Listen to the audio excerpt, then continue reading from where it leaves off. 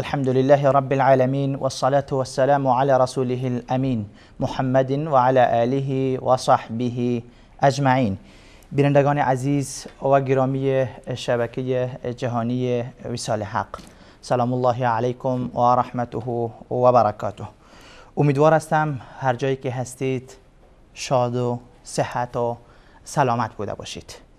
البته ما یک بار دیگر به فضل و احسان الله متعال با یک دیگر از سلسله برنامه‌های قلب آسیا ویژه برنامه افغانستان از شبکه جهانی وصال حق خدمت شما عزیزان و سروران قرار داریم. باز هم مثل همیشه مفتخرم که مهمان و کارشناس دائمی برنامه جناب مولانا مجیب الرحمن انصاری را در استودیو کنار خود دارم. در آغاز سلام های خود و شما بیننده های عزیز را خدمت جناب مولانا انصاری عرض نموده ایشان را خیر مقدم میگویم. تشکر. ما هم خدمت شما جناب استاد بزرگوار و خدمت همه بینندگان عزیز و گرامی عرض سلام و ادب و احترام دارم. و علیکم السلام و رحمت الله تعالی و برکاته. تشکر جناب مولانا از اینکه از اوقات مملو و مصروفتان برای ما و بیننده های عزیز برنامه قلب آسیا وقت میگذارین و در این جمعه شب خدمت ما حاضر میشوین. بیننده های عزیز، البته ما مثل همیشه باز هم با موضوع جدید خدمت شما هستیم. همه شما آگاه هستید و خبر دارید که در خلال روزهای گذشته و هفته های گذشته سر و صداهای از داخل پارلمان افغانستان بلند شد و تعداد از وکلای افغانستان، مضامین ثقافت اسلامی، استادان پوهنځی‌های شرعیات و به خصوص استادان ثقافت اسلامی و همچنان مدارس دینی، مساجد و اکثریت منابر افغانستان را متهم به نشر و ترویج افراطیت یا تروریستی کردند. البته این واژه یا کلمه ترور یا تروریستی چیزی جدیدی نیست. ما از چندین سال این کلمه و این واژه را بارها میشنویم از طرف تعدادی از عامه و خاصه البته این کلمه را استعمال میکنند و هر کس سعی میکند که مخالف خود را، مخالف نظر و دیدگاه خود را با این واژه یا با این کلمه متهم کند. اما واقعیت چیست؟ حقیقت چی هست؟ ترور چیست؟ تروریست کی است؟ آیا واقعا مضامین ثقافت اسلامی در دانشگاه‌های افغانستان مصروف ترویج افراطیت و تروریستی هستند؟ آیا واقعا علمای افغانستان که هر جمعه پیش روی هزاران شنونده و نمازگزارانی که برای ادای نماز جمعه می آیند درس افراطیت، درس ترور و درس های تروریستی را تبلیغ می کنند؟ آیا واقعا مدارس دینی که امروز در افغانستان به هزاران مدرسه دینی در هر ولایت و در هر ولسوالی و در هر قریه ما شاهد هستیم، آیا واقعا مدارس دینی در افغانستان ترویج افراطیت می کنند، ترویج تروریستی می کنند؟ روی این محاور می پردازیم ان شاء الله. در آغاز من از جناب مولانا مجیب الرحمن انصاری می خواهم که بر ما و بیننده های عزیز ما مختصرا واژه یا کلمه ترور را اگر معرفی بکنید. ترور چی هست و تروریست کی است؟ الحمد لله الذي هدانا لهذا وما كنا لنهتدي لولا ان هدانا الله والصلاة والسلام على رسوله محمد وعلى آله وأصحابه ومن والاه. قال الله تبارك وتعالى في القرآن العظيم فأعوذ بالله من الشيطان الرجيم يا أيها الذين آمنوا ادخلوا في السلم كافة ولا تتبعوا خطوات الشيطان إنه لكم عدو مبين. وأيضا قال الله تبارك وتعالى في القرآن العظيم اقرأ باسم ربك الذي خلق الإنسان من علق. صدق الله العظيم. پیرامون موضوع یا بحثی که بحث ترور و تروریست حقیقتاً موضوعی بسیار مهم که باید ملت افغانستان و تمام مسلمان هایی که در هر گوشه از دنیا قرار دارند باید به این واژه و به این نکته باید بفهمن و بدانن و به معنا و مفهوم این حرف که امروز اکثر مسلمان ها ضربه‌ای که میخورن از طرف دشمن تحت این نام و تحت این واژه ترور و تروریست و اینها. اگر بخوایم مختصرا خود ترور چی معنا و دارای چی مفهوم هست، ترور به معنای دهشت، به معنای وحشت، به معنای تخریب، به معنای نگران ساختن دیگران، یا به عبارت امروزی که استفاده میشه به قتل رساندن یا از بین بردن یک شخص بدون اینکه او خبر داشته باشه، بدون اینکه او واقف باشه و بدون اینکه یعنی حتی طرف بفهمه و بدانه و بشناسه. این را لغتاً بحث معنای ترور هست. درست. اما ترور انواع داره. درست. وقتی ما میگیم فلانی ترور شد، فوراً در ذهن ما میآید که فلانی به قتل رسید. میخوان فلانی را ترور کنن، یعنی میخوان فلانی را بکشن، فلانی را به قتل برسانن.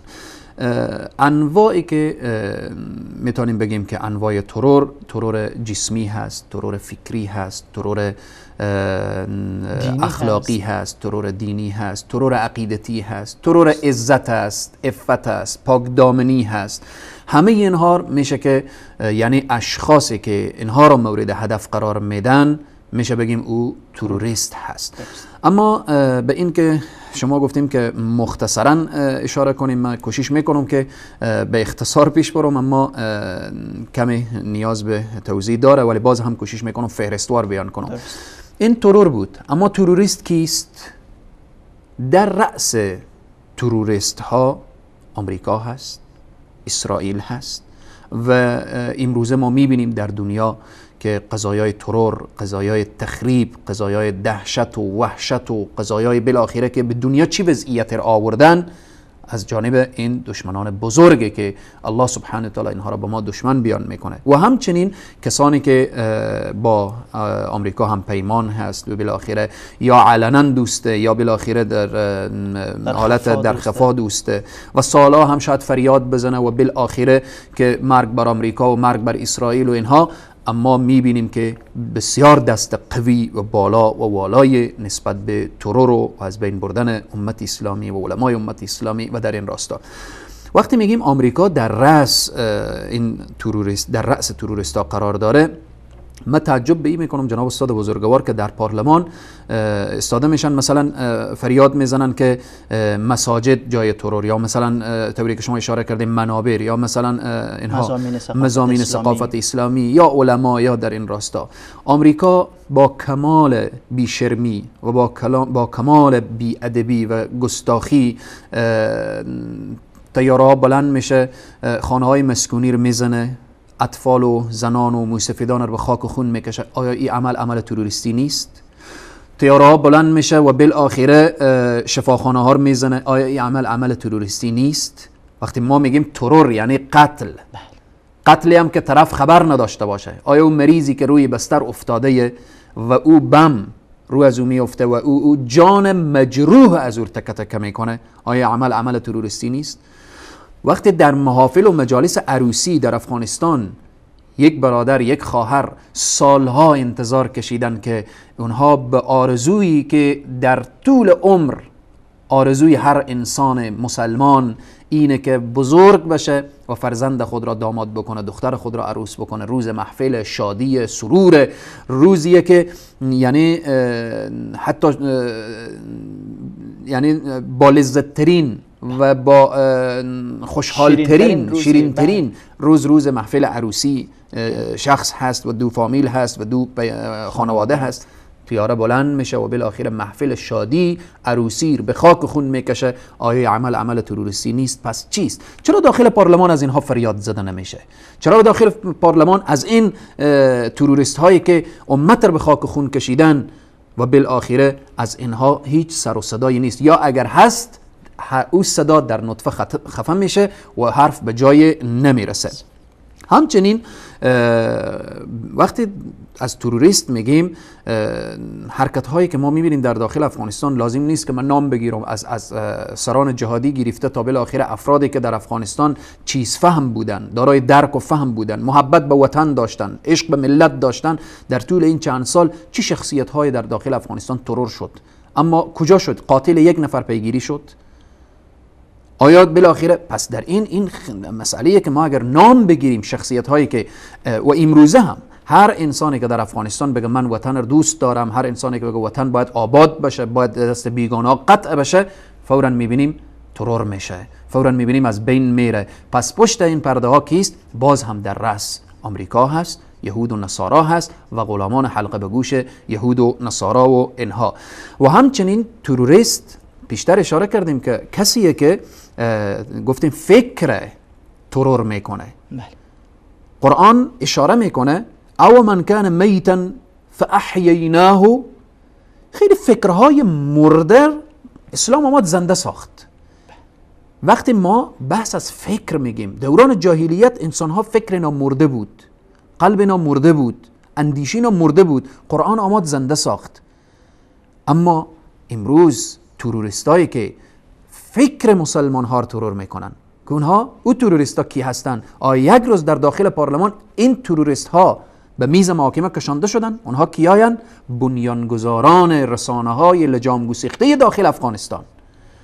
هر تلویزیونی و هر رسانه‌ای که داخل افغانستان رقص و پایکوبی و بالاخره سریال های مبتذل و اعمال زشت و مسائل بد اخلاقی و اینها پخش و نشر میرسانه، این در حقیقت اینها تروریست ها هستند. فکر را ترور میکنن، اخلاق مسلمان را ترور میکنن، عزت و عفت و پاکدامنی یک مسلمان را ترور میکنن. چقدر انسان ها به وسیله این تلویزیون ها بی حیا شده، چقدر انسان ها به وسیله این تلویزیون ها حتی علیه همین نظام و حکومت عقده گرفته. این رسانه ها هست که انعکاس دهنده اعمال ملت افغانستان و حکومت افغانستان در خارج از افغانستان هست.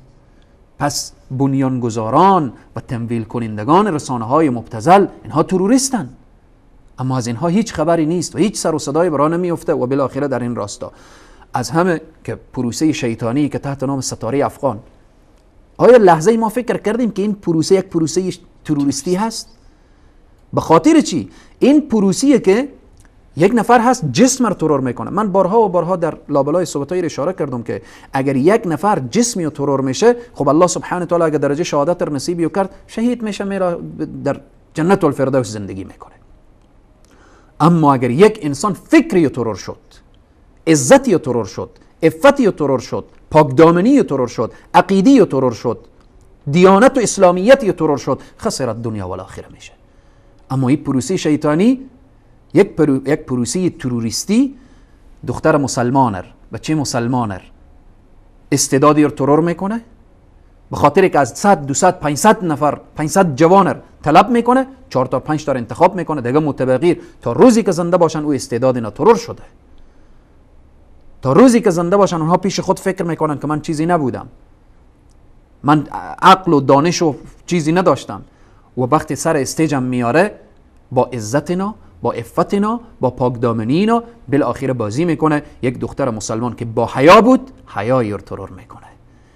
یک دختر مسلمان که با عزت و با عفت بود، عزت و عفت و پاکدامنی رو ترور میکنه. آیا روزی شده داخل پارلمان از این تروریست ها هم یک صدای بلند بشه که این پروسه شیطانی پروسه تروریستی هست؟ چرا ملت افغانستان ما باید وظیفه داریم و مسئولیت داریم تروریست رو معرفی کنیم؟ تروریست کیست؟ کی اعمال تروریستی را انجام میده؟ نکته دیگر، کسانی که در افغانستان با اشکال مختلف 20 سال 25 سال قبل ملت افغانستان زنده به گور میکردن، امروز همانهایی که ملت دیروز زنده به گور میکردن که در افغانستان در هر ولایت یا در اکثر ولایت ها ما داریم که اماکن گورهای دست جمعی پیدا شد، اونا امروز به نام وحدت ملی در کنار این حکومت و نظام قرار گرفته. خب دیروز دستش رسید مسلمان رو ترور کرد، جسم مسلمان رو ترور کرد، عقیدی مسلمان رو ترور کرد، مسجد مسلمان رو ترور کرد. امروز آماده فریاد مثلا میزنه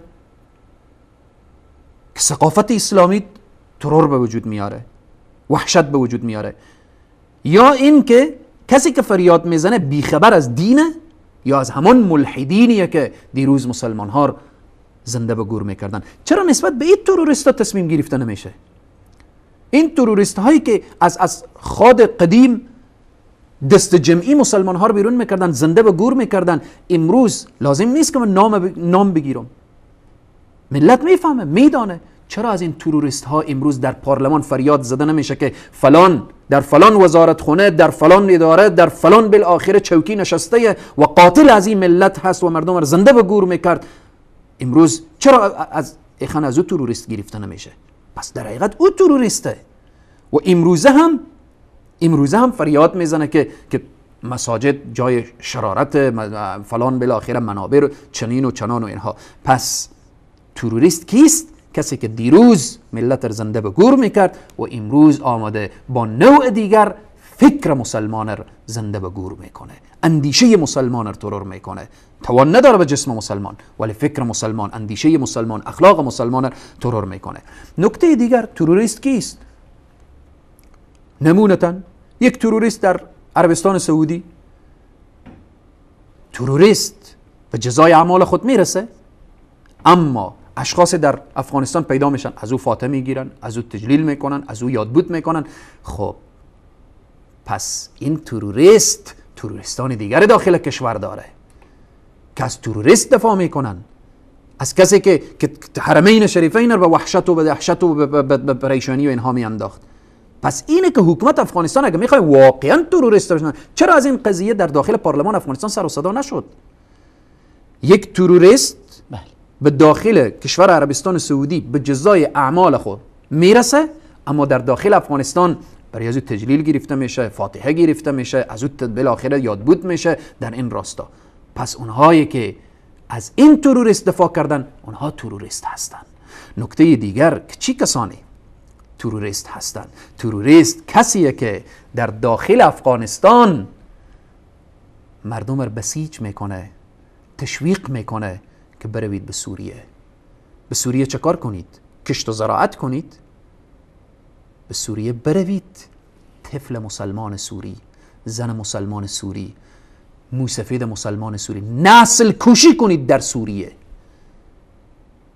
این تروریست هایی که تشویق میکنن و بالاخره مردم رو طرف سوریه بسیج میکنن، اگر برای از اینا توان و قدرتی به داخل افغانستان پیدا بشه، من و او مسلمانی که در داخل افغانستان هستیم ما رو زنده میگذارن، ما رو به حال خود رها میکنن. پس اینه که ریشه تروریست، وقتی فریاد میزنن بیایم ریشه تروریست رو بخشکانیم. خب امروز اشخاص علنا، امروز اظهر من الشمس افغانی از یا بیخبری یا از او عقده های دیرینه‌ای که داره حرکت میکنه، میره طرف سوریه و کسانی هم هستن اینا رو تشویق میکنن، تمویل میکنن. اینها چیه؟ پس این ریشه تروریستیه. ایر باید حکومت پیدا کنه، پارلمان ایر جستجو کنه. این 10,000 5,000 کمتر بیشتر 10 نفر 2 نفر 1 نفر افغان میره به سوریه کشته میشه، چرا داخل پارلمان بحث نمیشه؟ چرا داخل پارلمان سر و صدا نمیشه؟ چرا داخل پارلمان بالاخره گفته نمیشه که این ریشه در کجا هست که اینها حرکت میکنن؟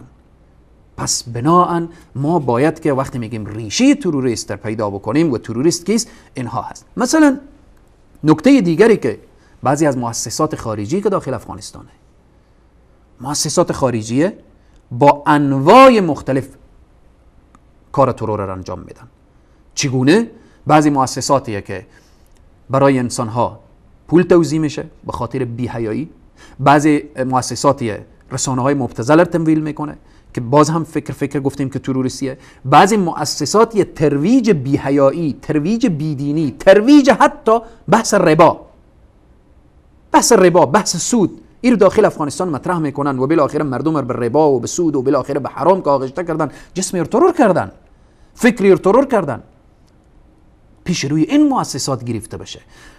بعضی دیگر از که میگیم تروریست کیست؟ سفارتخانه هایی که داخل افغانستان هست، سفارتخانه هایی که اشخاصی که امروز به داخل پارلمان حرکت میکنه و میگه ثقافت اسلامی ترویج دهنده افراطیت و بالاخره تروریستی هست، علما و مساجد و حوزه های علمی اینها ترویج دهنده بالاخره تروریست و افراطیت و اینها هست.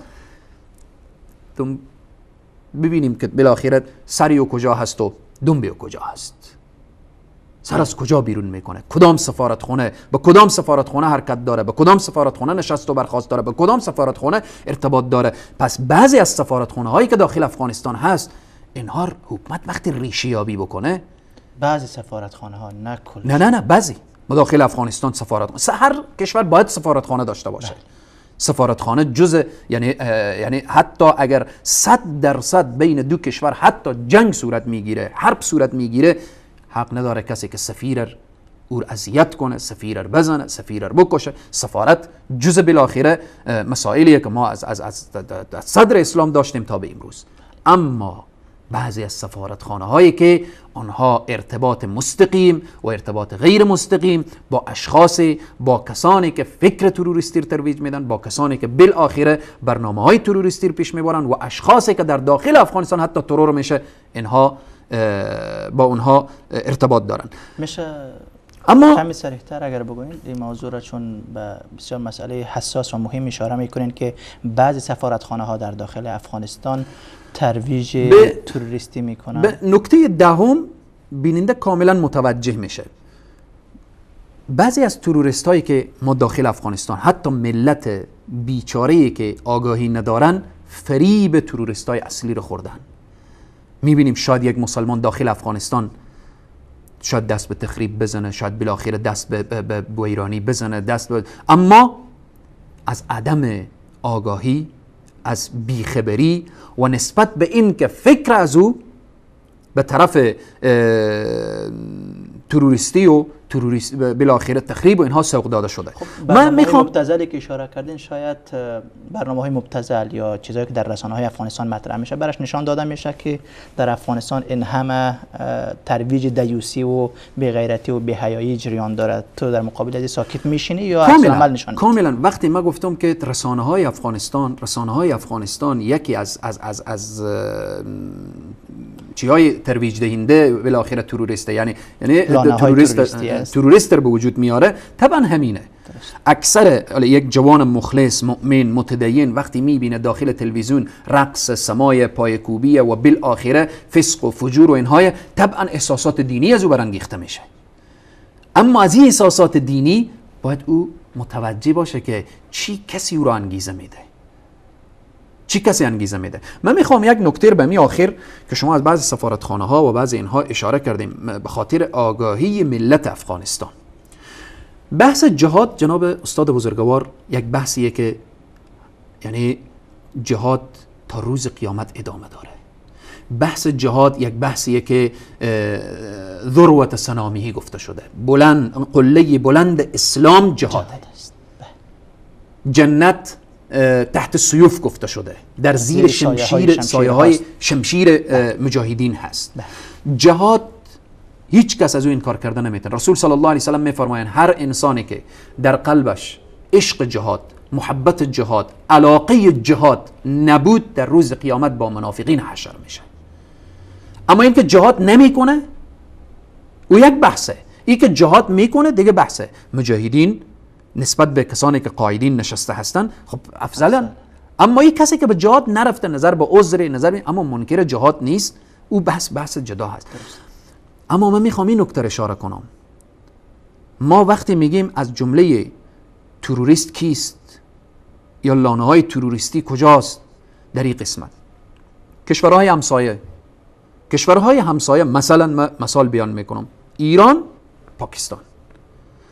با احترامی که به ملت شریف پاکستان و ملت شریف ایران دارم، نشه که خدای نخواسته ملت ها سوء تفاهم صورت بگیره، ملت ها بحث جدا هست و حکومت ها بحث جدا هست. اما من میخوام همین نکته اشاره کنم. امروز در افغانستان جهادی که صورت میگیره یا عده انگیزه از ایران داره یا عده انگیزه از پاکستان داره. الا ماشاءالله که مجاهدین واقعی فی سبیل الله در داخل افغانستان باشن که خاص به خاطر الله سبحانه و تعالی جهاد کنن. الا ماشاءالله. اما من این نکته میخوام این اشاره کنم به خاطر بیداری ملت افغانستان. برادرانی که پاکستان رو دیدن، آیا در پاکستان حجابی که در پاکستان هست و حجابی که در افغانستان هست آیا با هم مقایسه میشه؟ خود شما جناب استاد بزرگوار مدت زیادی در پاکستان تیر کردیم، اما امروز چگونه که خواهر مسلمان من وقت با حجاب اسلامی وارد مکتب میشه باید به روی از او تهذاب بخوره، اما این دستور را از کجا میگیره؟ یا مثلا مکتبی که در داخل افغانستان ساخته شده مکتب باید تخریب بشه، مکتب باید سوختانده بشه، مکتب باید به آتش کشیده بشه. این فکر از کجا داده میشه؟ اینه وقتی ما میخوایم که تروریست رو بشناسیم چرا این فریادها از داخل پارلمان چرا صدا بلند نمیشه؟ نکته دیگر، در ایران حجاب ایران با حجاب افغانستان، شما یک قیاس، مثلا قانون اساسی افغانستان با قانون اساسی پاکستان رو شما یک مرتبه مطالعه کنید. امروز چی شده که جهاد در افغانستان فرض میشه اما مثلا در پاکستان نمیشه؟ به خاطر چی؟ اگر امروز اشغال بگیم، خیلی از کشورها رو امروز ما میبینیم که مداخلات آمریکا یا صراحتاً یا غیر صراحتاً و بالاخره مداخلات داره. اما در این راستا ملت باید مسلمان بشه، ملت باید که بیدار بشه، ملت باید که هوشیار بشه که ما جهاد میکنیم، جهاد خرباد از قرآن و احادیث رسول صلی الله علیه و سلم بگیریم. ما وقت جهاد میکنیم نگاه میکنیم که دستورات اسلام چگونه هست، دستورات اسلام. پس بناهن ریشه های تروریستی و لانه های تروریستی اگر یک نگاهی بکنیم، به دور از این که مجاهدین واقعی و فی سبیل الله ما بحثی به اونها نداریم، اما اشخاص فریب ایران و فریب پاکستان را خوردن و نمیدانن که این دو کشور با ما چه کار میکنه، با ما چی مسائل بازی میکنه در عرصه اقتصاد ما، در عرصه سیاست ما، در عرصه حکومت ما، در عرصه های مختلف.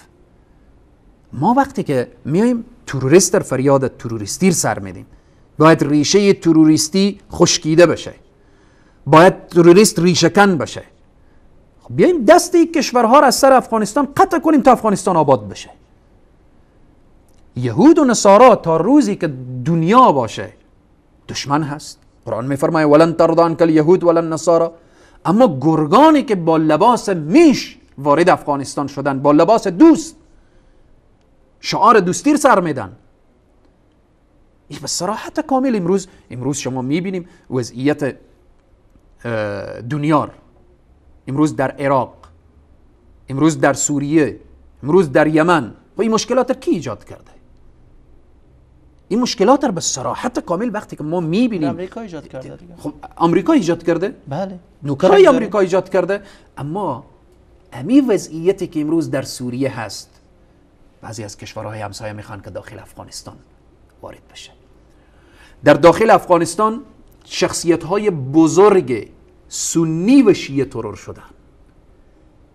شما نگاه کنید، کسانی که حب به وطن داشتن، کسانی که محبت به وطن داشتن ترور میشن. نگاه نمیشه که شیعه یا سنی. اما دشمن افغانستان باشه تو خیلی کشورهای حمایه میکنه. افغانستان رو تخریب کن، افغانستان بالاخره در این راستا. همین الان داخل افغانستان وقتی که ما و شما میبینیم که خیلی از مسئولین، خیلی از اشخاصی که حتی داخل پارلمانن، خیلی اشخاصی که داخل وزارتخانه هاین، خیلی اشخاصی که بالاخره اگر یکی به غرب بسته، ده تا دیگر میبینیم که به شرق و بالاخره به کشور همسایه و اینو اونو اینو. چرا نسبت به اینها فریاد زدن نمیشه که فلان وزیر، فلان وکیل، فلان والی، فلان قماندان، فلان با فلان کشور بسته به خاطر تخریب افغانستان. این فریاد کی باید بلند بکنه؟ این فریاد کسانی که به نمایندگی از این ملت مظلوم بیچاره در داخل پارلمان معاش میگیرن، خب خودش مربوط به یک کشور دیگه و بالاخره اما ما داریم داخل پارلمان شخصیت های مسلمان داریم. شما از شخصیت هایی که داخل پارلمان چند روز قبل شنیدیم فریاد زدن به داخل پارلمان به صراحت کامل، وکیل فریاد میزنه که ولن ترضى عنك اليهود ولا النصارى حتی تتبع ملتهم. اما ما میخوایم این فریادها بیشتر بشه. ما میخوایم که اشخاصی که خودفروخته این و اون هستن چهره های اینها افشا بشه به جامعه، ملت بشناسه. اینجا علما مسئولیت ندارن؟ 100% علما، اما وقتی که آنها علما را متهم به ترویج افراطیت و تروریستی میکنن، علما باید موقف واضح و صارم اینجا بگیرن، داشته باشن. شما ببینید دشمنای افغانستان مرتبط به هر کشوری که است و باید برای ملت معرفی بکنن. وظیفه و مسئولیت علما در تمام عرصه ها سنگین هست. علما هستند که این ملت در هر هفته پایین هر منبر از 100 نفر گرفته تا 500 و تا 1000 و تا چندین هزار نفر میایه وضو میسازه، بله، طهارت میگیره و میایه مؤدب و منظم مینشینه و حرف علما رو گوش میکنه. این علما هستن که وظیفه دارن و مسئولیت دارن که این اشخاصی که از اینجا امروز تروریستی را میگیرن، امروز به نظر دشمن چنین هست. شما ببینید وقتی دشمنی که تا دیروز مردم را زنده به گور میکرد، دشمنی که تا دیروز میخواست که این امت به ویرانی و به تباهی بکشانه، و حتی امروز عالمی که بر منبر فریاد میزنه که های رشوت خاران، پیامبر فرمود لعنت الله علی الراشی والمرتشی و من یمشی بینهم. خب طبعا این انسان رشوت خار میشه دشمن و عالم. و عالم چی میگه؟ چی بگه دیگه؟ نسبت به علما چی بگن؟ میگن این تروریست هست، این حرفای تروریستی میگه و بالاخره باید گرفتار بشه، این باید به زندان بیفته. پس به هر حال وظیفه و مسئولیت علما سنگین هست. انبیاء علیهم السلام در راه دین سختی کشیدن، انبیاء علیهم السلام به زندان افتادن، انبیاء علیهم السلام بالاخره به سخت‌ترین شکنجه، نوح علیه السلام میبینیم دیگه، انبیاء علیهم السلام، نبی کریم صلی الله علیه و سلم، نبی کریم صلی الله علیه و سلم. برای اینا القاب چی؟ امروز که برای علما القاب تروریست داده میشه، امروز برای علما و مساجد بالاخره افراطیت داده میشه، اما به نبی کریم صلی الله علیه و سلم ساحر، جادوگر، مجنون، بیدین، نعوذ بالله، القاب عجیب و غریب.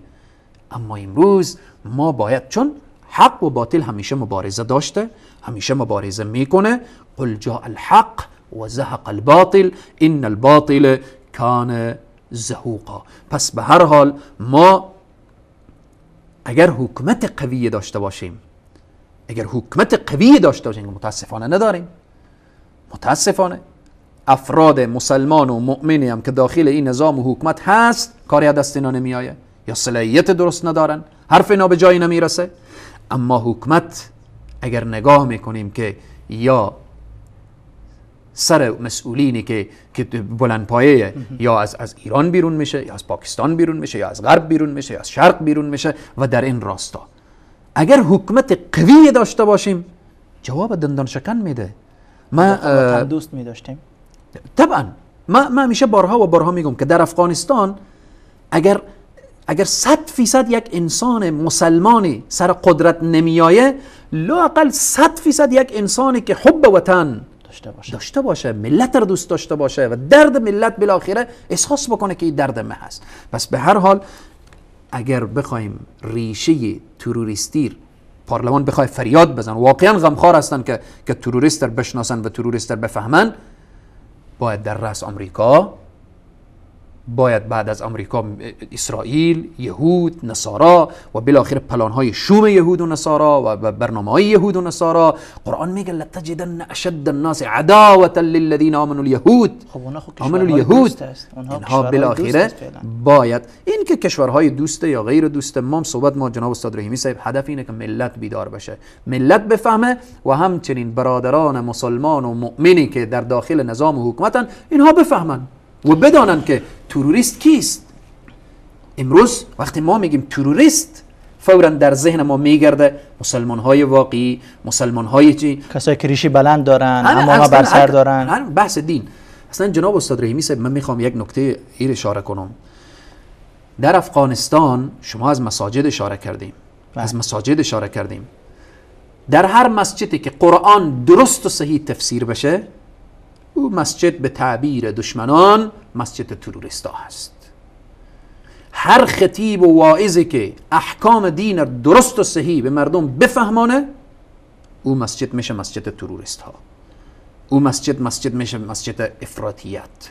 به خاطر چی؟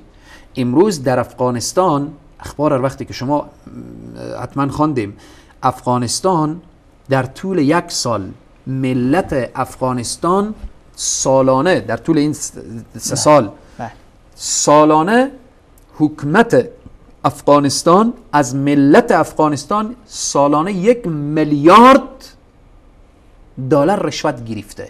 من ایر نمیگم که ملت رشوت داده، حکومت رشوت گرفته. خود چه فرق میکنه و گرفته ای داده؟ وقتی شما ببینیم، شما میریم در داخل افغانستان، کار شما بنده، شما نیاز داریم که مشکل شما حل بشه. نیاز به یک پاسپورت داریم، نیاز به پاسپورت داریم، نیاز به یک تذکره داریم، نیاز به یک کار اداری داریم، کار برق داریم، کار بالاخره داخل این وزارت خونه ها. به خاطر چی؟ کسی که وقتی میگم فلان شخص وزیر شد یعنی خادم مردم شد. بله. این ادارات به خاطر تجملات نیه که این اداره وزارت فلان و وزارت فلان و این وزارت اقتصاد، وزارت تحصیلات عالی، وزارت بالاخره معارف، وزارت ارشاد اوقاف، وزارت فلان. این وزارت خانه ها به خاطر این که اینها باز شده و خادم ملت در روی چوکی به عنوان وزیر نشسته، خادم کلان ملت هم شخصی به نام رئیس جمهور. اما امروز خب شخص نیاز داره، باید زندگی کنه. یک شخص به پاسپورت نیاز داره، یک شخص بالاخره به تحصیلات عالی نیاز داره، یک شخص به معارف ضرورت داره، یک شخص به وزارت ارشاد ضرورت داره، یک شخص بالاخره. اما وقتی وارد اداره حکومت میشه کاری رو انجام نمیدن. کار چکنی که شد خب مجبور میشه طرف به اینه که ما اگرچه کوشش بشه، ما بارها و بارهایی رو گفتم که پیامبر صلی الله علیه و سلم رشوت دهنده، رشوت گیرنده و بالاخره کسی که بین از اینها وساطت میکنه و ارتباط داره، پیامبر صلی الله علیه و سلم اینا رو لعنت کردن. ملعون ملعون. حالا این 1 میلیارد دلار که حتی ایر اخبار وقتی که میگن بالاتر از بودجه حکومت رشوت گرفته شده. او کسی که به رضا و رغبت رشوت داده او هم ملعونه، اما این کسی که مجبور بوده، فقها و علما میفرمایند که کسی که مجبور بود به خاطر حل، به خاطر گرفتن حق خود، حالا چیزی که میده به او گیرنده گناه هست، ملعون هست، اما این کسی که داده اشکال نداره. والله اعلم. به هر حال من میخوام این نکته اشاره کنم. تروریست میگیم، خب گفتیم تروریست کسیه که مال مردم رو ترور کنه. 1 میلیارد دلار که از ملت میگیره، خود این یک عمل تروریستی هست. خود این عمل یک عمل تروریستی هست. چرا در داخل پارلمان از این فریاد زده نمیشه؟ ملت مظلوم بیچاری که به اصطلاح هردم شهید خود داخل پارلمان چی صدا بکشه؟ او وکیل بیچاره خودش از وزیر گرفته رشوت، برای وزیر رأی داده که وزیر شود. به هر حال جناب استاد بزرگوار، راههای و یا معرفت برای ترور و تروریستی باید ملت افغانستان بفهمه و بدانه که ما امروز هر لحظه در حال ترور شدنیم. هر لحظه در حال ترور شدنیم. جسم ما به نوعی ترور میشه، فکر ما به نوعی ترور میشه، اخلاق مسلمان به نوعی، مال مسلمان به نوعی، بیت المالی که در داخل افغانستان هست به نوعی، و بالاخره هر کدام دختر مسلمان به نوعی ترور میشه، فرزند مسلمان به نوعی ترور میشه. ما فقط از اخبار میشنویم که اولاد فلان مولوی صاحب در فلان شهر ترور شد، یعنی به قتل رسید، یا فلان شخص یا فلان کس در فلان جا ترور شد به قتل رسید.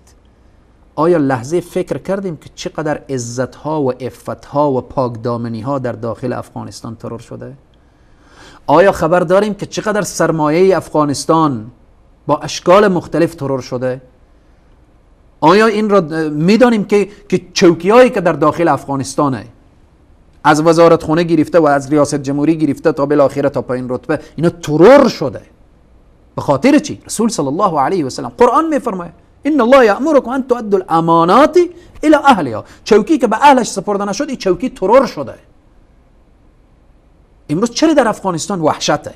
چرا در افغانستان همه پریشانن؟ به خاطر چی؟ چون از هر طرف ما احساس خطر میکنیم، از هر طرف بحث تروره، بحث تروره. دختر مسلمان از خانه بیرون شده نمیتونه، بچه مسلمان از خانه بیرون شده نمیتونه، تاجر به نوعی هراس داره، عالم به نوعی هراس داره، سیاستمدار به نوعی هراس داره و بالاخره هر کدام محصلین به نوعی پریشانن، استادای پانتون به نوعی پریشانن، هر کدام داخل پارلمان میبینیم وحشت، داخل بازار و کوچه و اینها. همه به خاطر چیه؟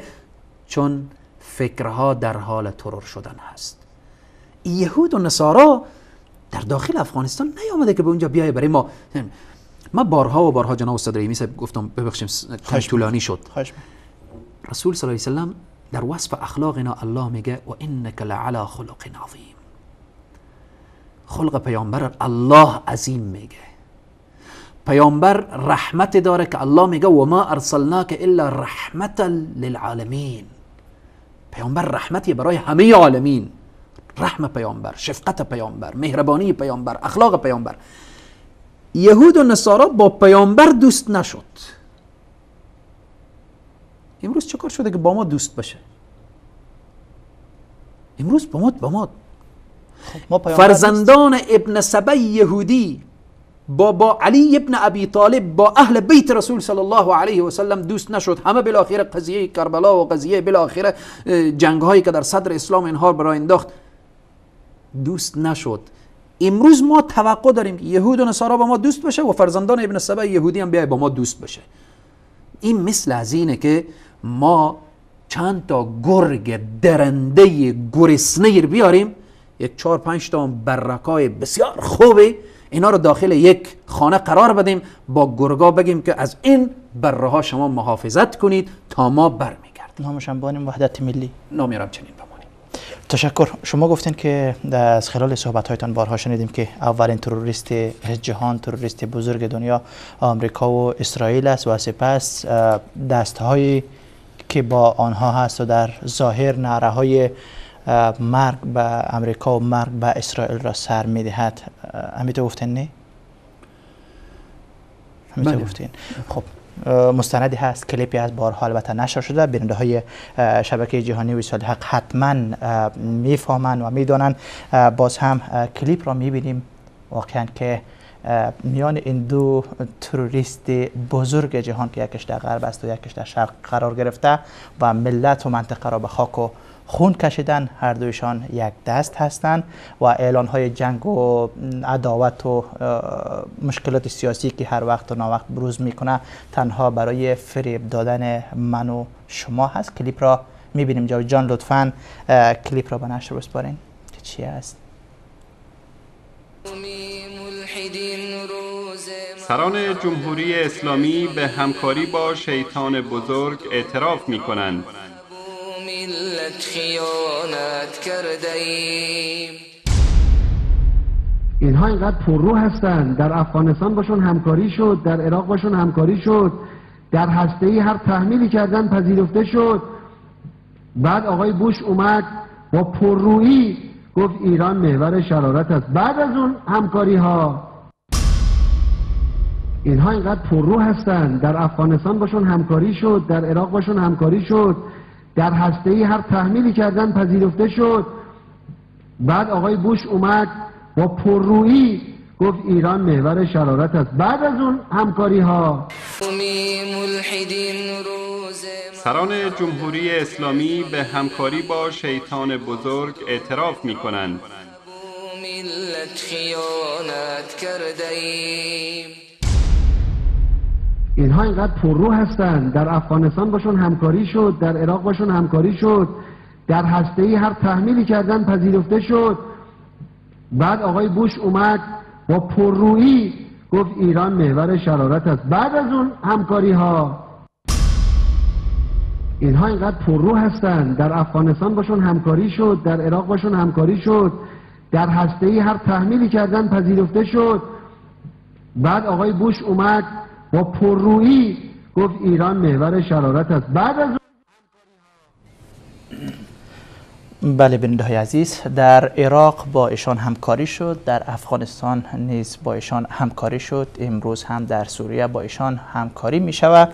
اما باز هم آنها با پررویی آمدن و گفتن که ایران محور شرارت هاست. البته این محور شرارت ها یا گفتن این کلمه یا این جمله از طرف بوش که رئیس جمهوری آن وقت آمریکا بود برای ایران، البته این به این عنوان نیست که واقعا باور داشته باشه که ایران محور شرارت هاست، بلکه آقای بوش هم این کلمه و این جمله را به خاطر فریب دادن من و شما مسلمانان ساده فریب خورده استعمال کردن تا که باور بکنیم که واقعا ایران و آمریکا با هم دشمن هستند. اینها یک جنگ بزرگ در میانشان در حال رخ دادن هست. ایران با اسرائیل واقعا دشمنی خیلی بزرگی داره، در حالی که دشمن بزرگ آنها مسلمان ها هستند، اهل سنت هستند.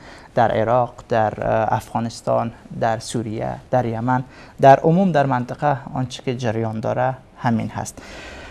خب جناب مولانا صاحب انصاری صحبت های تفصیلی داشتید در مورد ترور و البته که تروریست ها که ها هستند، تروریست ها را معرفی کردن، انواع و اقسام زیادی از آنها را بیان کردن.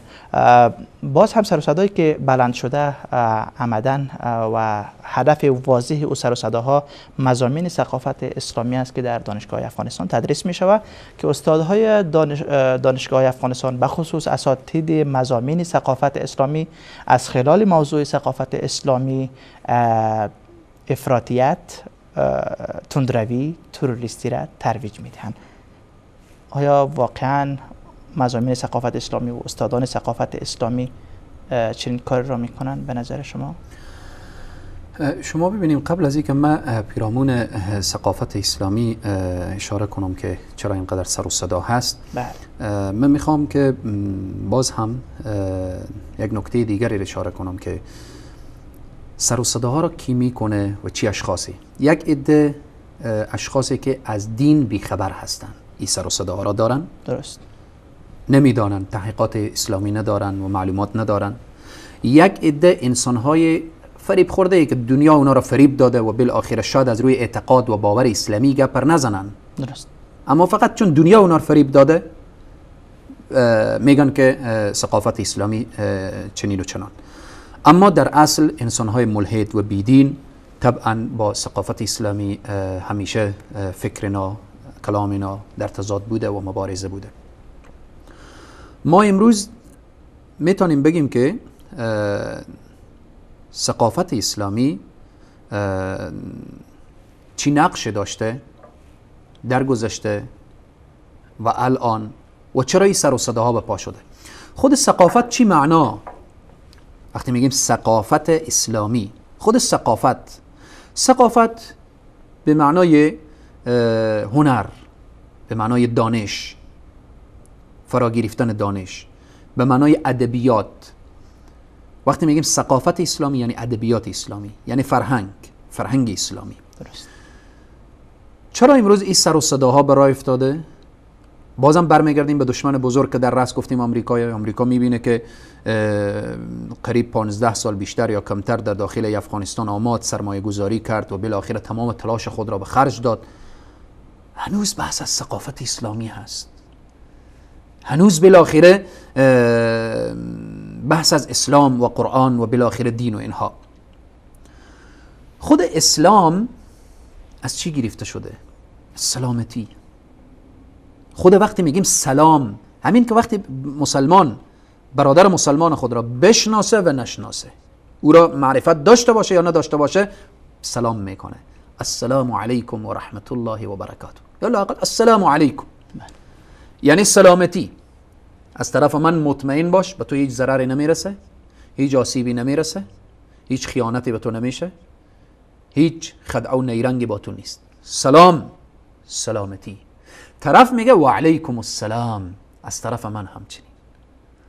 دین مبین اسلام از ابتدا وقتی شما ببینیم ثقافت اسلامی، فرهنگ اسلامی، ادبیات اسلامی، در دوران جاهلیت که یک دوران سر تا پا ظلمت و تاریکی بود، اولین آیه بر نبی کریم صلی الله علیه وسلم وقتی نازل میشه اقرأ، این ثقافت اسلامی هست. اقرأ بخوان. این جهل، این نادانی، این بت و بت پرستی، این مشرکین. نگفت احرب بجنگ، نگفت اقتل بکش، نگفت بالاخره ترور کن بزن اضرب، گفت اقرأ بخوان. خواندن هست که جامعه تاریک را منور میکنه. خواندن هست که فکرهای مرده را زنده میکنه. دشمن اینجا فهمید. چگونه فهمید؟ مثلا ما در افغانستان اشخاصی که تحت نام کمونیست، خلق، پرچم، وقتی ما میگیم کمونیستا، اینا که فرزندان روسا نبودن که روسیه وقتی داخل افغانستان اونجا فرزندا خود فراموش کرده باشن برفته باشن کمونیستا باقی مونده باشه. یا خلق و پرچم، خیلی از کمونیست ها یا بسیاری از کمونیست ها یا لااقل بعضی از کمونیست ها که سراغ داریم، پدرش مولوی بوده، پدرش عالم بوده، پدرش مسلمان بوده، بابویش مسلمان بوده، اجدادش مسلمان بوده، خودش شده کمونیست، خودش شده خلق، پرچم، بیدین، ملحد، خودش به وضعیت چنان قساوت قلب رسیده که فرمان داده که 10 نفر زنده به گور کردن. چرا چنین انسان تربیت شده؟ چون در جایی تربیت شده که ثقافت اسلامی نبوده. ثقافت اسلامی نبوده. اما امروز عکس در داخل مثلا پانزه تیپ،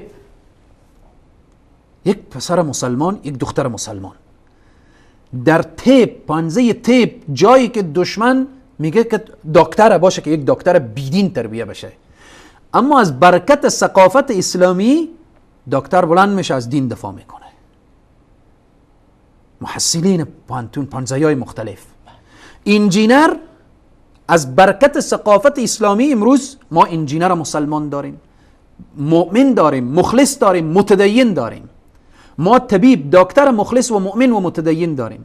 دختر مسلمان وارد شده به خاطر تحصیل، حالا پانتون رفته، پانزه‌های مختلف انتخاب کرده، چی طبابت بوده، چی انجینری بوده، با حجاب اسلامی رفته در بخش پانتون، در پانزه طب، در پانزه انجینری، در پانزه اقتصاد. ایرا چی چیز با حجاب کرده این دختر مسلمانه؟ ثقافت اسلامی. ثقافت اسلامی. یکی از دوستا از پانزه هنرهای زیبا فارغ میشه، یعنی به تعبیر دشمن کسی که از پانزه هنرهای زیبا فارغ میشه او باید یک رقاصه بشه، یک خواننده بشه، یک کسی بشه که بالاخره به دین سر و کار نداشته باشه. امروز باید او داور برنامه ستاره افغان باشه، باید ستاره افغان باشه فرمودی شما. اما جناب استاد بزرگوار، امروز این برادر شده داعی و دعوتگر امت اسلامی. وقتی دشمن این صحنه دید متوجه شد که ثقافت اسلامی در حال رشد هست و ثقافت اسلامی است که دشمن ریشه کن میکنه. اینجا دشمن وارد شد، به نام چی؟ از مسلمان های بیخبر استفاده کرد، از مسلمان های بیدین استفاده کرد. یا به تعبیر دیگر میتونم بگم ما دو نوع مسلمان داریم، یک مسلمان آمریکایی داریم، یک مسلمان واقعی داریم. مسلمان آمریکایی همینه که هرچی آمریکا بگه درسته. مسلمان آمریکایی مسلمانیه که در فرهنگ از او اجازه بدیم. در آمریکا ما مسلمان های واقعی زیادی داریم. نه وقتی ما میگیم مسلمان آمریکایی یعنی فکر آمریکایی داره. درست. یعنی طبعا ما مسلمان های واقعی در امریکا هم داریم. مسلمانی گفتم خواهر سیمین اگر فعلا برنامه رو ببینن ناراحت نشوند. نه. ما مسلمان های داریم که فکر یهودیت و مسیحیت. مثلا چگونه؟ مسلمان های داریم که فقط اسمنا مسلمانه، دیگه با مسلمانی سر و کار ندارن. جهاد میگیم خسته میشن، قصاص میگیم خسته میشن، حدود میگیم خسته میشن، امر معروف و نهی از منکر میگیم خسته میشن، بحث حجاب میاریم. این حرفا رو پیش ما نزن.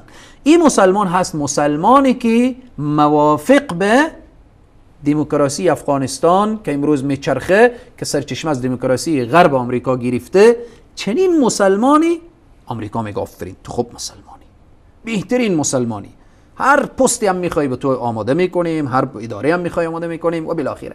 این فقط مسلمان اسمی مسلمانه. اما ما مسلمان واقعی داریم. مسلمان واقعی تمام قرآن رو میخونه، تمام قرآن رو عمل میکنه، به تمام دستورات اسلام تا اندازه که توان داره تلاش خور میکنه، جهاد قبول داره، امر معروف نهی از منکر قبول داره، قصاص قبول داره، حدود قبول داره و در تلاش احیای اینها هم هست. در تلاش احیای اینها هم هست. آمریکا به خاطر ثقافت اسلامی رو بزنه، میایه از یک عده مسلمان های بیخبر، از یک عده مسلمان هایی که از دین آگاهی ندارن و از یک عده هم که فقط اسم اینا مسلمانه، دیگه به مسلمانی هیچ سر و کار ندارن، از اینها استفاده میکنه. ثقافت اسلامی بعد معرفی میکنه که اینها شریر هست، اینها فکر تروریستی داره، فکر افراطیت داره و در این راستا. پس بناهن چرا دشمن از ثقافت اسلامی هراس کرده؟ در حقیقت از او جوان مسلمان، از او پسر و دختری که از پنجه‌های مختلف امروز با عقیده سالم رشد کرده، دشمن در حقیقت از اونا هراس داره. دشمن از این هراس داره که تمام برنامه‌های نقش بر آب شده. تمام برنامه‌ها دختر کشانده، مثلا در یکی از پانزه‌ها رفته که این بیدین بشه، شاید معلم بیدینی هم سر صنف برده، مضمون‌ها هم بالاخره با اشکال گوناگون به سمت سوی سکولاری و اینها کشاندن و بالاخره در این راستا. ولی ثقافت اسلامی که داخل میشه و لحظه‌ای که استاد مسلمان سر صنف میره، سر تا پا، چون او دختر مسلمان هست، او پسر مسلمان هست، او کسیه که الله سبحانه و تعالی او دوست داره، او بنده الله سبحانه و تعالی هست.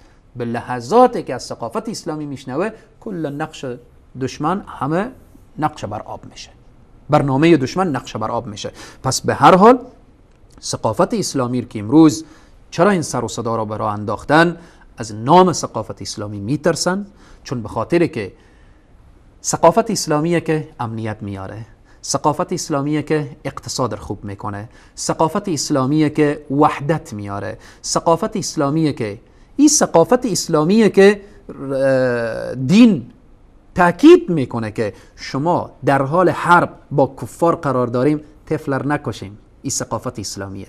زنار نکشیم، ثقافت اسلامیه. موسفیدار شما نکشیم، ثقافت اسلامیه. اگر اهل کتاب ذمی بودن و در کشور زندگی میکردن و او جزیه خور میپرداختن، از تمام بالاخره باید از اونا کاملا محافظت بشه و هیچ آزار و آسیبی به اونها نرسه. این ثقافت اسلامیه. ثقافت اسلامیه که درس رحم داره، شفقت داره، ترحم داره. اما یک نکته میخوام، چرا اینها وحشت کردن؟ ثقافت اسلامیه که میگه ولن ترضى عنك اليهود ولا النصارى. ثقافت اسلامیه که میگه یا ایها النبی جاهد الكفار والمنافقین واغلظ عليهم. ثقافت اسلامیه که میگه اشداء علی الكفار، کفاری که میخوان بیاین دین شما را ویران کنن، میخوان عقیده شما را ویران کنن، اشداء علی الكفار رحماء بینهم. این ثقافت اسلامیه. پس دشمن کاملا میفهمه و میدانه که چی چیز او را ویران میکنه و از بین میبره. این ثقافت اسلامیه امروز سر و صدا. پس من امیدوارم که به داخل پارلمان حتی شما ببینیم، ما پیشتر از رسانه ها اشاره کردیم که رسانه ها فکر تروریستی و خود اینا بنیانگذارا و بالاخره تمویل کننده اینا تروریستن. به داخل پارلمان افغانستان خیلی از بندگان مخلص الله سبحانه و تعالی از دین دفاع کردن، از ثقافت اسلامی دفاع کردن، فریاد زدن، اما صحبت های در هیچ جا انعکاس پیدا نکرده، الا که مگر از بعضی اشخاص هم گذاشته شده در رسانه ها و اینها بیان شده، به او هم غرضی داشتن که او هم پیوند بدن که این یک تروریست بوده و حرفای تروریستیه. پس امیدواریم که برای امت اسلامی، برای مسلمان هایی که در داخل افغانستان و در داخل نظام هستن، اینها باید همه ملبس بشن به ثقافت اسلامی، به فرهنگ اسلامی. امروز وقتی که دشمن فریاد میزنه که ثقافت اسلامی باید حذف بشه، ما نه تنها داخل پانتون ها باید مضامین ثقافت اسلامی در خانه های ما، در مدارس ما، در مکاتب ما و بالاخره در پانتون های ما و در تمام برنامه های ما، حتی در داخل ادارات حکومتی که برادران مؤمن و مسلمان و مخلص هستند، باید در اونجی برنامه ثقافت اسلامی باید پیاده بشه. یعنی فرهنگ اسلامی و او ادبیات اسلامی و او دانش اسلامی و او شعاری که اولین روز به رسول صلی الله علیه و سلم آمد، اقرأ باسم ربك الذي خلق. تشکر. سلامت باشید جناب مولانا صاحب انصاری. فکر نمی کنم که بحثی ما تمام شود، محاور زیادی مانده. مدارس دینی که یکی از عمده ترین رکن برای نشر تعلیمات و ثقافت اسلامی هست، هدف دشمن قرار گرفته منابر، خصوصا علما و خطبایی که هر جمعه مثل فرموده شما صدها هزاران نمازگزار با وضو آمده پایین منبر میشینند تا از این عالم دین بشنوان. اینها هدف دشمن قرار گرفتن. اگر اجازه میتین وقت بیننده ها البته شروع شده. قبل از اینکه بریم به سراغ بیننده های عزیز و گرامی، من فکر میکنم که به سوالایی که شما مطرح کردیم اینها هم برمیگرده به جواب گذشته، چون دشمن همیشه گفتیم که وقتی از منابر، از مدارس، در منابر و در مدارس همین قرآن تفسیر میشه و احادیث رسول صلی الله علیه و سلم گفته میشه، همان مضامین ثقافت اسلامی و ثقافت اسلامیه. خب طبعا آیه وقتی تفسیر میکنیم سر منبر، یا ایها الذین آمنوا لا تتخذوا اليهود والنصارى اولیاء بعضهم اولیاء بعض ومن يتولوا منكم فانه منهم. خب از نظر دشمنان اسلام شما میشیم یک تروریست، شما میشیم یک کسی که افراطیته. شما وقتی آیات حجاب رو میخوانیم به منبر، وقتی آیات حجاب رو مطرح میکنیم، حجاب اسلامی، یک دختر مسلمان، یک خواهر مسلمان، خب طبعا از طرف دشمن امروز کاملا بحث حق و باطل هست. ما از نظر آمریکا تمام مسلمان هایی که پیرو قرآن و سنت رسول صلی الله علیه و سلم از نظر آمریکا چی هستند؟ تروریست هستند. به خاطر چی؟ با اون نیرنگ تروریستی که خودیو داشت، که برج‌های در 11 سپتامبر در برج‌ها را در آمریکا زد، در سال 2001 بود فکر میکنم. وقتی برج‌ها زد، خود این عمل تروریستی خود آمریکا انجام داد، بعد بهانه گرفت. الان در دنیا هر انسان مؤمن و مسلمان و متدین از دین و از حق و حقیقت دفاع کنه، آمریکا میگه این تروریست هست، این تروریسته، بگیرید. الان رئیس جمهور افغانستان فقط استاده بشه بگه یهود و نصارا دشمنان ما هستند، نباید به این دشمن‌ها اجازه بدهید که بالاخره با عقیده ما تاخت تاس کنن، شانه‌های محکم میبندن، میگن این گوانتانامو تروریسته، یا از القاعده بالاخره درس گرفته. صدر اسلام پیامبر و مسلمان‌ها رو میگفتن ساحر، جادوگر، کاهن، مجنون، بیدین. امروز مسلمان‌ها شدن افراطگراها، مسلمان‌ها شدن تروریست، مسلمان‌ها شدن القاعده در این راستا. وقتی اونا ما مسلمان‌ها تروریست میگن، امشب ما برای ملت افغانستان و برای عزیزا معرفی کردیم که اونها هم تروریستن. اونها هم تروریستن یا اونها فقط تروریستن؟ اونها در حقیقت تروریست بودن و تروریست هستن. تروریست یعنی آنها طبعا. وقتی ما تروریستیم به نظر اینا، وقتی مسلمان ها تروریست هست، خب طبعا از نظر اسلام، از نظر قرآن بیایم حقیقتا حتی قضایا تاریخی رو بیایم بررسی کنیم. همین امروز در دنیا قضایا تروریستی رو کی میکنه؟ این همه قتل ها، همه کشتار ها، همه بالاخره همه اینها در دنیا کی برو انداخته؟ این بم ها تیارها بلند میشه و بالاخره شما قضیه حلب، قضیه بالاخره اینها رو ببینیم که از شهرهای زیبا اینها چی ساختن، از خانواده هایی که بالاخره یک خانواده 10-12 نفر بوده، یک نفر از او هم باقی نمانده. این عمل تروریستی نیست. چیست؟ اسرائیلی که سالها بر فرق ملت فلسطین میکوبه، این عمل تروریستی نیست. چیست؟ یک طفل از یهود و نصارا، از کفار بینی و بخون میشه، تمام دنیا به سر و صدا میشه که این طفل. اما امروز چقدر طفلای معصوم مسلمان ها در گوشه و کنار ترور میشه، از بین میره، کسی صدا خور نمیکشه. ما مسلمان ها باید این بفهمیم و باید بدانیم که دشمن امروز فقط کسر مورد حمله قرار میده که او پیرو واقعی قرآن و سنت رسول صلی الله علیه و سلم. ما مسلمان ها بازی خوردیم، ها اولاد فلان گروه تروریست، فلان گروه ایتنه، میایم حتی مجاهدین واقعی فی سبیل الله که 100% به خاطر الله و به خاطر اله کلمت الله در راه الله شمشیر میزنن و جهاد میکنن. ما بعضی از مسلمان های ناآگاه داریم که فوراً میگه فلان گروه تروریستی هست، فلان گروه بالاخره افراطی هست، فلان. قرآن به تمام معنا و به صراحت کامل برای ما بیان میکنه قضیه کفر، قضیه کفار، چگونه با کفار برخورد کنیم، چگونه با حربی برخورد کنیم، چگونه بالاخره با فکرنا، با نیرنگنا و در این راستا. پس بناهن چون سوال شما میدیم وقت برای بینندگان عزیز و گرامی که بحث منابر رو گفتیم، مساجد رو گفتیم، بحث حوزه های علمی رو گفتیم. تا زمانی که قرآن در بین امت اسلامی درست تفسیر بشه، این امت به نزد یهود و نصارا هست تروریست، هست القاعده، هست فلان و فلان و فلان که تمام زیشتی ها هم خود اینا به بار میارن و متاسفانه بعضی از مسلمان های ناآگاه و بیخبر آنها هم فریب دشمنان خوردن و بالاخره سر و صدا و بلنگوی دشمنان و بلنگوی یهود و نصارا شد. تشکر، سلامت باشید. اجازه بدید میان برنامه کوتاه رو بیننده های عزیز میگیریم و با تماس های شما برمیگردیم. با ما باشید.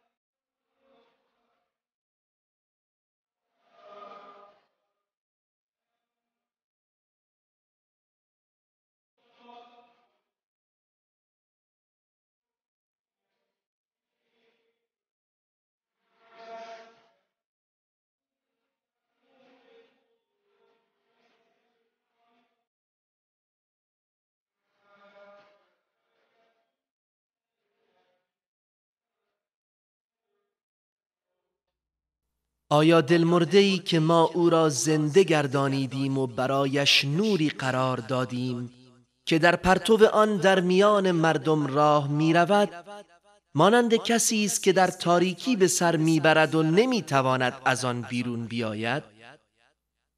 این گونه کارهای کافران برایشان آراسته شده است. وصال حق مرهمی بر دلهای بیمار.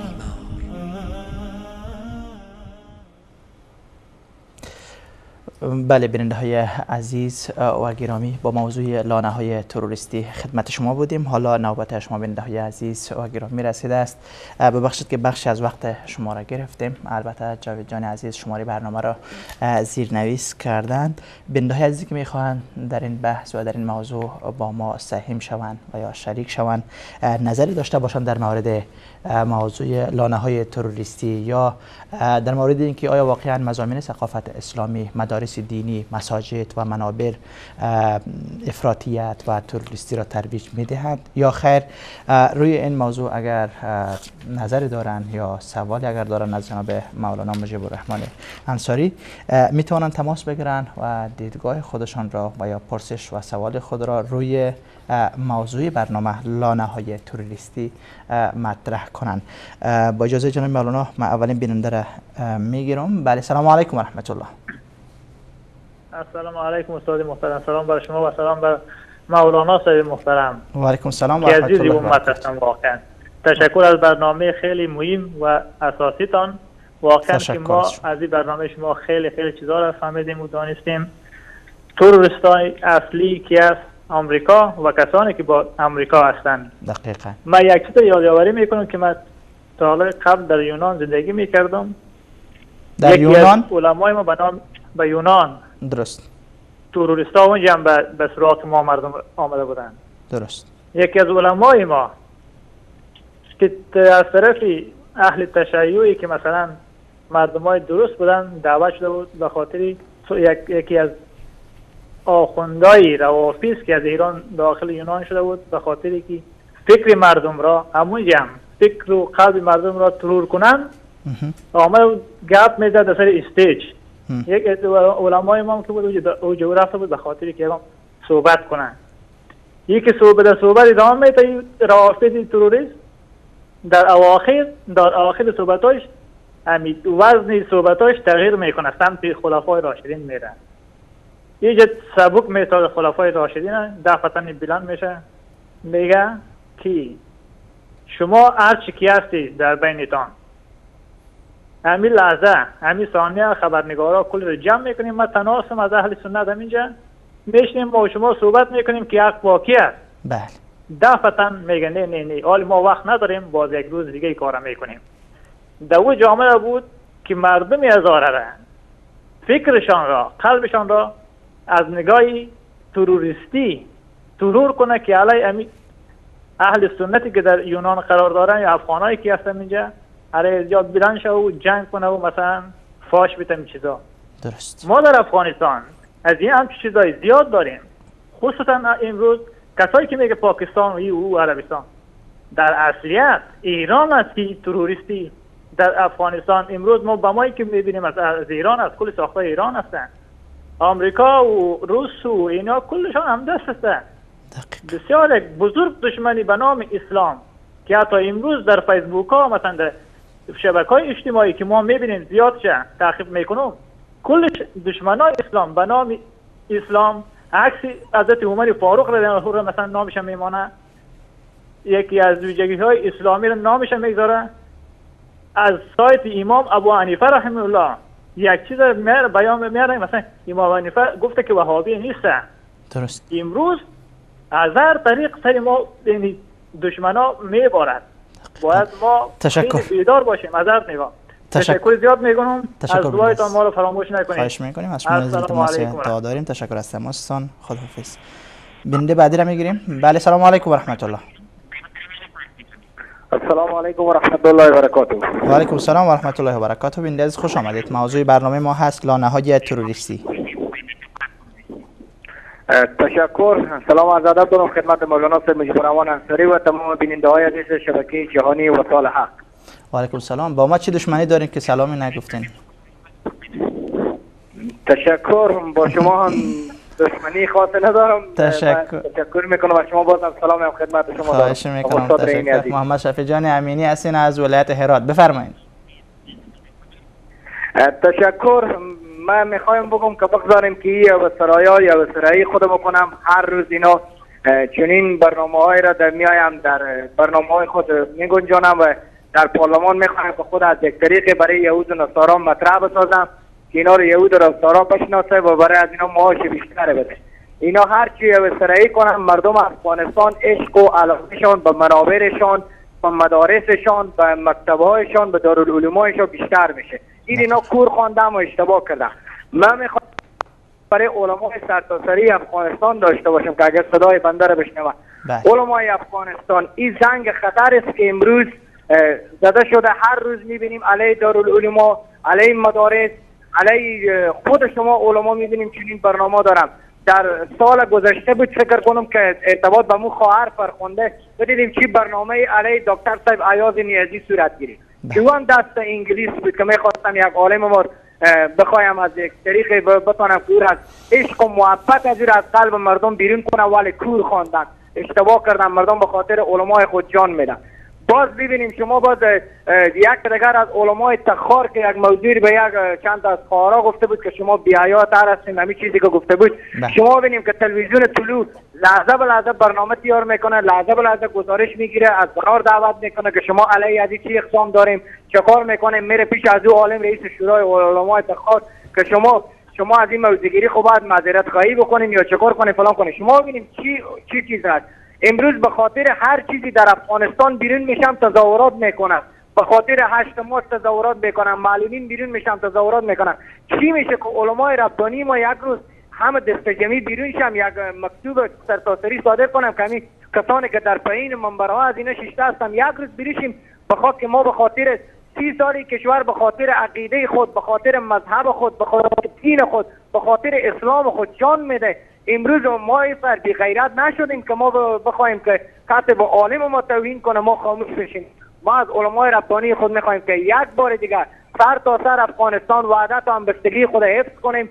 به هر عالمی که توهین میشه بیرون شیم، هر عالمی که ترور میشه بیرون شیم. در نیمروز یکی کشته میشه ما صدا خور بلند نکردیم، در هرات ترور میشه صدا خور بلند نکردیم، هر عالمی که در افغانستان ترور شد ما صدا خور بلند نکردیم، با باله عالم ما حمله شد ما صدا خور بلند نکردیم، خاموش بشیشتیم. امروز ببینیم که دامنسوز به حالتی رسیده، خانمانسوز شده که آمریکا دشمنان خود در داخل خانه افغانستان به نام مجاهد، به نام عالم دین برمیخواد علیه ثقافت اسلامی زبان درازی میکنه و خوشحال هستیم که برادر عزیز ما تاج سر ملت افغانستان آقای عبدالستار خواسی که واقعا به وجود از ما افتخار میکنیم که چنین شخصیت های در پارلمان هست که صدای خود بلند میکنه. ما برای از اینا برای حفیظ منصور میگیم که متوجه خود باش که اگر یک بار دیگر علیه دارالعلوم، علیه پانتون‌های اسلامی، علیه منابر حق متوجه باش که اگر لب به کام بگوشی این ملت هرات برای شما جوابهای دندان شکن خواهد داد. ما به هیچ عنوان اجازه نمیدیم. از رئیس حج، وزیر حج اوقاف ما یک گله بسیار بزرگ داریم که میای در خانه ملت میگه که بعضی از علما من امروز میرم در مساجد، هر جمعه به یک مسجد میرم، امروز رفتم به یک مسجد، یک خطیب جناب صحبت میکنه، صحبت از او خنداوره. آیا او رقص هندی کرده؟ آیا او به تو خواندن هندی کرده؟ آیا او دیگه کاری کرده که خنداوره یا شرماوره؟ این صحبت از وزیر انرژی، از وزیر حج اوقاف این محال است که چنین چیزی بیاد در رسانه ها بیان بکنه.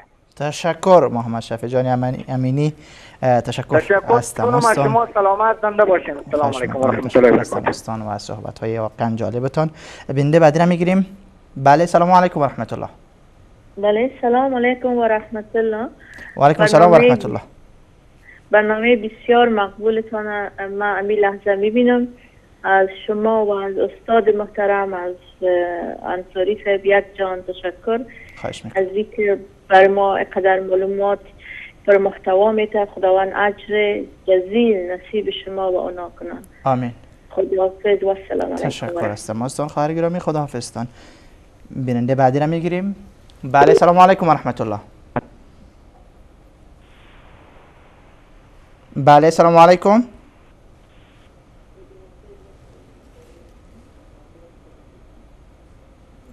بله سلام علیکم و رحمت الله.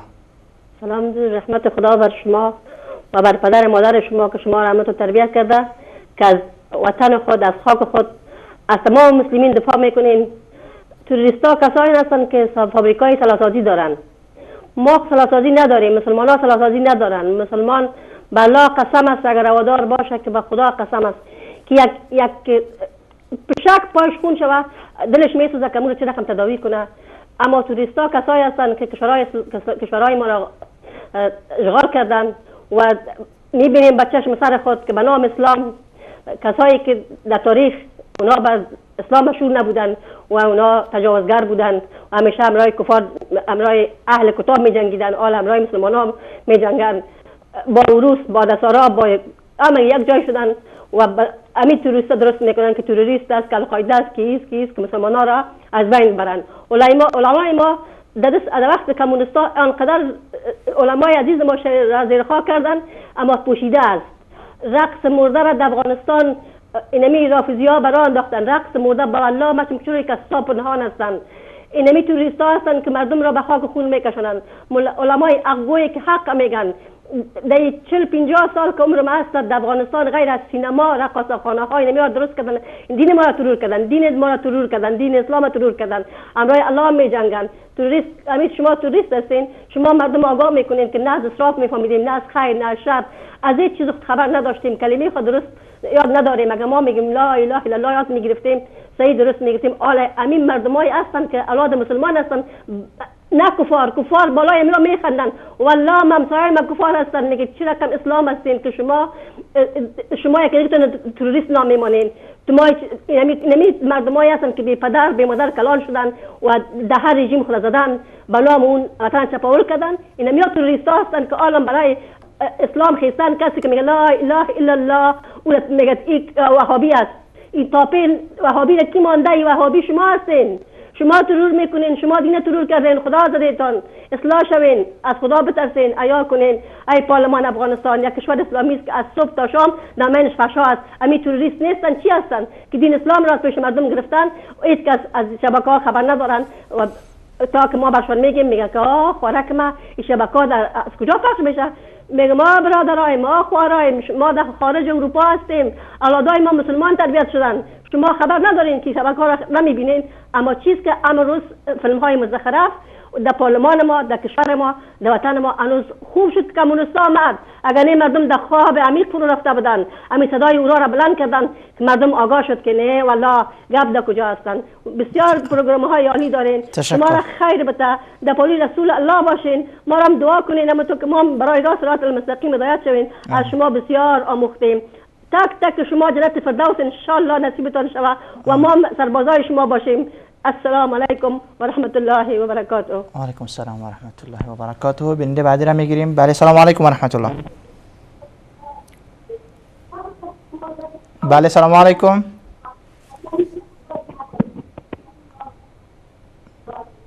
بله سلام علیکم و رحمت الله.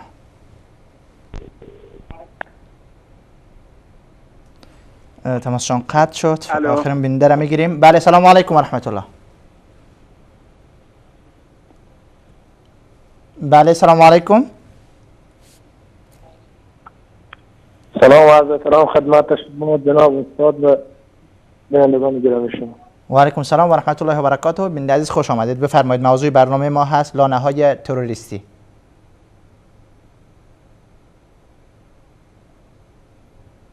بله تماسشان فکر میکنم قطع شده. بله سلام علیکم.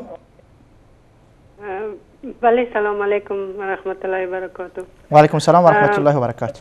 ما میخواستم بگم که خداوند شما را خیر بده، انصاری صاحب و دیگر شبکه‌های توحیدی را خداوند جان جور بده و صرف از دست ما همین دعا میکنه که به حقتان دعا میکنم خدا پروگرامایتان زیاد کنه و خداوند خیرتان بده. و در ضمن سوال ما این بود که بعضی کسا شبکه‌هایتان هم جنگ انداز میگن. بر از اونا آقای انصاری چی گفتنی داره که اونا متوجه شون بفهمن که باید دقیقتا افشا شود. تشکر. خداحافظ. تشکر خواهر گرامی، تشکر از تماستان. سوال مهم را مطرح کردین. البته ما هم بارها با این حرف ها در شبکه های اجتماعی فیسبوک روبرو شدیم، چنین حرف های توبالا را شنیدیم. یقینا از جناب مولانا ما می‌خوایم اگر از همینجا صحبت آغاز کنیم بهتر خواهد شد. خواهر گرامی گفتن که بعضی‌ها میگن که شبکه‌های توحیدی شبکه‌های جنگ انداز هستند. آیا واقعا شما یک جنگ انداز هستین؟ من تشکری میکنم از خواهر و سایر برادران و خواهران عزیز و گرامی. قضیه حق و باطل همیشه در جنگ هست. به خاطر اینکه درست است پس کاملا به خاطر از اینکه در جامعه میبینیم خرافات هست، بدعات هست. لازم وقتی که ما برای مردم بگیم که این کار شما درست نیست، شما کار درست و راه درست را مد نظر داشته باشید، طبعا آنهایی که دکان‌های از دین و از مذهب باز کردن دکان‌های اینا خراب میشه. وقتی دکان‌های اینا خراب شد مجبور هستن که تبلیغات کنن. شما ببینیم یهود در قرآن اشاره میکنه الذين يعرفونه كما يعرفون ابناءهم. یهود پیامبر انقدر میشناختن که حتی به موزه بچه‌ها خور نمیشناختن. یعنی مثل که بچه خور کسی بشناسه، پیامبر اونها هم میشناختن که پیامبر هست، از جانب خدا هست و مبعوث شده، قرآن بر نازل شد، ولی ایمان نمی آوردن. چرا ایمان نمی آوردن؟ چون دکان‌هایی که تحت نام مذهب و دین و اینها باز کرده بودن اونها ویران میشد. بنابراین شبکه‌های توحیدی هم که هست در مقابل شبکه‌های خرافاتی قرار داره. خب وقتی که مردم حق را فهمید، حقیقت را فهمید و حقیقت را دانست، شبکه‌های مبتذل و شبکه‌های مزخرف و شبکه‌هایی که فسق و فجور و الفاظ بدعت و خرافات داره طبعا این از بین میره. مجبور هست که حرفی بیاره که بالاخره مثل که دشمن امروز مسلمان تروریست میگه، اونها هم مجبور هستن که بگن این شبکه به اصطلاح جنگ اندازیه که خصوصا بالاخره بیشتر و بیشترتر این قضیه مطرح میکنن که بین شیعه و سنی، یعنی هدف اینا اینه بیشتر. اما به هیچ وقت این شبکه بین شیعه و سنی اختلاف نینداخته. اما میمونه قضیه‌ای که بحث عقیده رافضه که امروزه ما در شبکه‌های رافضه میبینیم تاخت و تاز به اصحاب رسول صلی الله علیه و سلم، به ناموس رسول صلی الله علیه و سلم و بالاخره در این مسائل میای قضایا رو مطرح میکنه. من میگم ام المؤمنین عایشه صدیقه مادر من، سر و جانم فدای قول و گفتار ام المؤمنین عایشه صدیقه. اما او بدبخت میایه توهین به ناموس پیامبر میکنه. من میگم اصحاب رسول صلی الله علیه و سلم، ابو بکر و عمر و عثمان و علی، اهل بیت رسول صلی الله علیه و سلم، من میگم سیدنا ابو بکر، سیدنا عمر، سیدنا عثمان، سیدنا علی رضوان الله علیهم اجمعین. اما او شبکه مزخرف میایه به اصحاب رسول صلی الله علیه و سلم توهین میکنه. خب ما مجبوریم که امت اسلامی امروز 1.5 میلیارد مسلمان، 1.5 میلیارد مسلمان میگه من سر و جان خود فدای اصحاب رسول صلی الله علیه و سلم میکنم. خب اون میبینه شبکه های مزخرفه، پس مجبورن شبکه های توحیدی، علما، بزرگان، مشایخ بیان جواب اونها را بدن. پس این هیچ وقت جنگ اندازی نبوده. این قضیه‌ای که عقیده صاف و سالم جدا میشه از عقیده مزخرف و باطل و به اینها. درست. تشکر. سلامت باشید. فکر میکنم صحبت خاصی دیگه یا سوال خاصی نبود. البته محمد شفیع جان امینی التماس کردن از علمای سرتاسر افغانستان که متحد و منسجم شوند. من حرف پایانی خور به این ختم میکنم که محمد شفیع جان بسیار نکته ظریف و نکته بسیار چیر اشاره کردن. حقیقتا در وقتی ما میگیم مسئولیت علما، آیا این سر و صداهایی که داخل پارلمان در گوشه و کنار یا تخت و تازهایی که به دین، به اسلام، به قرآن میشه، همه مسلمان ها مسئولیت دارن که دفاع کنن، اما در رأس علما هستن، حامیان دین، علما، وارثین انبیا علیهم السلام. پس بناهن علما سخت مسئولیت دارن که در این راستا باید که از طرف ریاست شورای علما، شورای سرتاسری افغانستان، باید مکتوب به پارلمان داده میشد، باید شخصی که این حرفا رو زده بود ای خواسته میشد به ریاست شورای سرتاسری، هدف تو چی بود؟ نیت تو چی بود؟ به خاطر چی این حرفا رو گفتی؟ چرا گفتی؟ در این راستا. اما نکته دیگری که اشاره کردن که علما هم بیرون بشن تظاهرات کنن. علما، حکومت خوب میفهمه که تمام قوت و قدرت مردم دست علما هست، اما علما هیچ وقت آشوبگر نبودن و هیچ وقت از راه آشوب کار نگرفتن. عالم وقتی بیرون میشه، اگر مردم رو بگه بیرون بشیم، چون حرف عالم سرچشمه از کجا میگیره؟ این کسی که روی منبر نشسته، حرفی که برای مردم بیان میکنه ارتباط میگیره به لوح محفوظ، ارتباط میگیره به زمین و آسمان. قول پروردگار هست و اینه لتنزیل رب العالمین نزل به الروح الامین على قلبک. این قرآن از جانب الله نازل شده. رسول صلی الله علیه و سلم اقوالنا و ما ینطق عن الهوى ان هو الا وحی یوحى. پس بناءً علما لازم نیست که بیرون بشن، به خیابانها بیرون بشن و در این راستا، ولی مسئولیت دارن از طریق منابر، مسئولیت دارن از طریق بالاخره مساجد، مسئولیت دارن از طریق حوزه های علمی، مسئولیت دارن که رئیس جمهور رو بخوان. ریاست شورای علمای سرتاسری رئیس جمهور خواسته بشه. تو رئیس جمهور همین کشوری به عقیده مسلمان ها تاخت تاز شد، به ثقافت اسلامی چنین گفته شد، به مدارس و مساجد چنین گفته شد.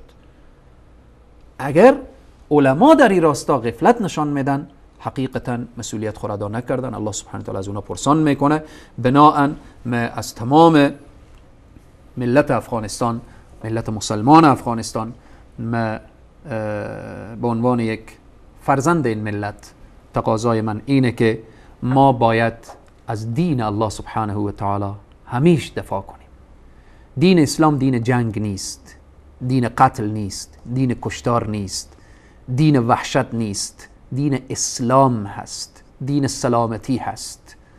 دین است که دهها و صدها آیه قرآن ما را به رحم و شفقت و ترحم، حتی اگر جهاد میگه، جهاد به خاطر آوردن امنیت هست، به خاطر آوردن عدالت هست، به خاطر کوتاه کردن دست ظالمین و مغرضین و بالاخره انسانهای بدبخت و شقی هست. دین مبین اسلام دین است که ما وظیفه و مسئولیت داریم که اخلاق اسلامی به تمام دنیا باید نشان بدیم.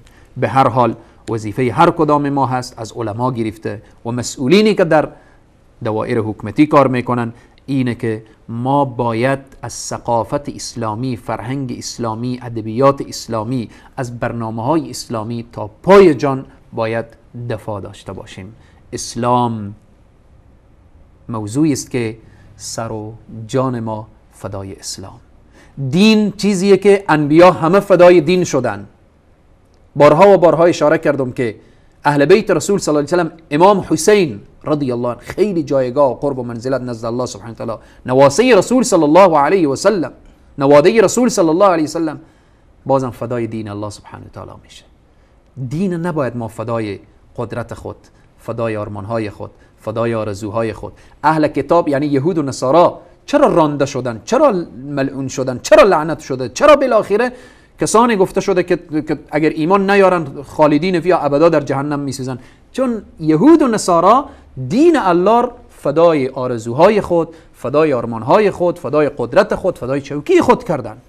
اما ما مسلمان ها عزت ما به پیشگاه الله سبحانه و تعالی اینه که قدرت ما، ثروت ما، سرمایه ما، جان ما، تمام زندگی ما باید فدای دین الله بشه. و این شعار هر مسلمان هست که ان صلاتی و نسکی و محیای و مماتی لله رب العالمین لا شریک له. تمام نماز به خاطر الله، زندگی به خاطر الله، عبادت به خاطر الله، حیات و ممات به خاطر الله. امیدواریم که این شعار واقعی و حقیقی همه ما مسلمان ها بشه. و السلام علیکم و رحمت الله تعالی و برکاته. و علیکم السلام و رحمت الله تعالی و برکاته. تشکر جناب مولانا صبحی انصاری. تشکر از تک تک شما بیننده های عزیز و گرامی که تا این لحظه با ما بودید و همچنین تشکری ویژه دارم از همکاران عزیزم جاوید جان و فرید جان. همه شما عزیزان را به خداوند یکتا و یگانه میسپارم. الله یار و مددگارتان. و السلام علیکم و رحمت الله و برکاته.